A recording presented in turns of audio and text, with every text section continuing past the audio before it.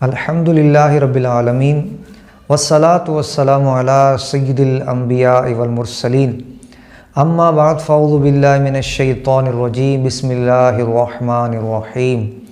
اللہم صلی علی سیدنا محمد وعلی آل سیدنا محمد مبارک وسلم۔ پیارے ناظرین کرام، معاشی معاملہ، رزق کا معاملہ یہ ایک ایسا سلسلہ ہے جو کہ ہر انسان کے ساتھ وابستہ ہے کہ یہ انسان کی ایک بنیادی ضرورت ہے۔ رزق ہونا، ضروریات زندگی کا مال و دولت ہونا، یہ ہر بندے کی ایک ضرورت ہے۔ اس کے بغیر زندگی کا گزرنا بھی مشکل ہے،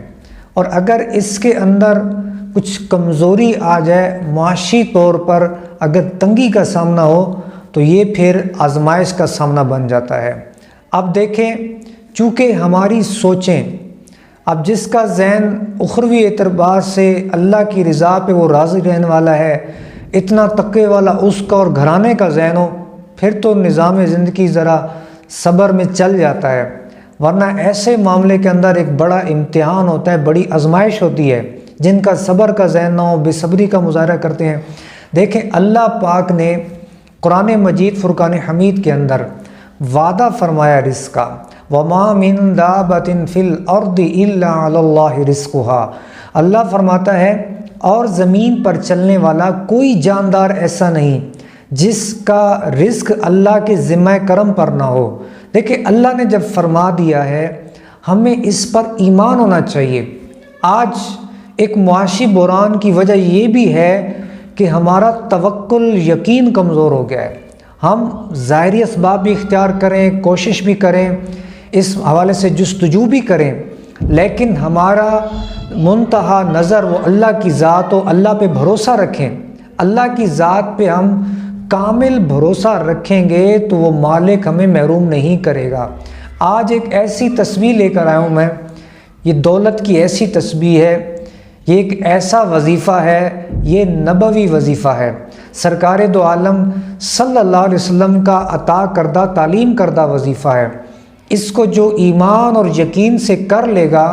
اس کی غربت ختم ہو جائے گی، معاشی ٹینشن ختم ہو جائے گی، یوں سمجھ لیں کہ رزق کے معاملے میں وہ بالکل ٹینشن فری ہو جائے گا۔ اس کی برکت سے اللہ پاک اس بندے کو اتنا عطا فرمائے گا، اس کو اتنا مال و دولت دے گا، نہ صرف وہ خود خوشحال ہوگا، اللہ کی رحمت سے اس کے پاس اتنا ہوگا کہ وہ ایک دو چار دوسروں کی بھی خدمت کر لیا کرے گا، دوسروں کا بھی سہارا بن جائے گا۔ بس یقین ضروری ہے۔ جب بندہ یقین کے ساتھ، توکل کے ساتھ، بھروسے کے ساتھ اور توجہ یکسوئی کے ساتھ یہ عمل کرے گا، یہ ایسا عمل ہے کہ اس سے لاکھوں لاکھ لوگوں نے فائدے اٹھائے۔ ظاہر نبوی وظیفہ ہے، اس وقت سے آج تک یہ چل رہا ہے،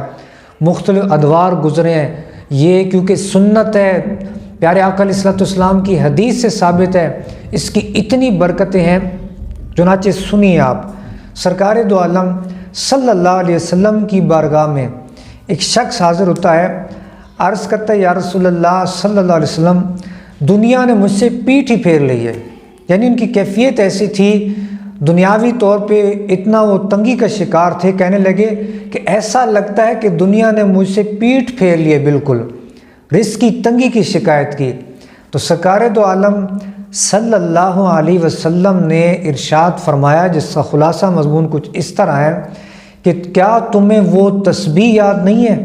جو تسبیح ملائکہ ہے؟ یہ وہ تسبیح ہے کہ اس کی برکت سے روزی تقسیم کی جاتی ہے۔ صبح کے وقت یہ کہا کر سرکار دو عالم صلی اللہ علیہ وسلم نے پھر یہ کلمات، یہ تسبیح تعلیم فرمائی کہ صبح کے وقت 100 بار یہ پڑھا کر، سبحان اللہ وبحمدہ، سبحان اللہ العظیم، استغفر اللہ۔ تسبیح کیا ہے؟ سبحان اللہ وبحمدہ، سبحان اللہ العظیم، استغفر اللہ، سبحان اللہ وبحمدہ، سبحان اللہ العظیم، استغفر اللہ۔ تو یہ تسبیح ہے۔ اس تسبیح کا جو ورد رکھے گا، اس کا وظیفہ اپنا لے گا، وہ رزق کے حوالے سے ٹینشن فری ہو جائے گا۔ یہ پڑھنی کس وقت ہے آپ نے؟ صبح جب فجر کی نماز کا وقت داخل ہوتا ہے، اس کا بہتر طریقہ تو علماء نے یہی لکھا ہے، عاملین کاملین نے یہی لکھا ہے کہ فجر کی جب وہ سنت ادا کر لے، فرض سے پہلے اتنا ٹائم ہو، 5 منٹ لگتے ہیں اس تسبیح میں، 4-5 منٹ 100 بار اگر پڑھیں آپ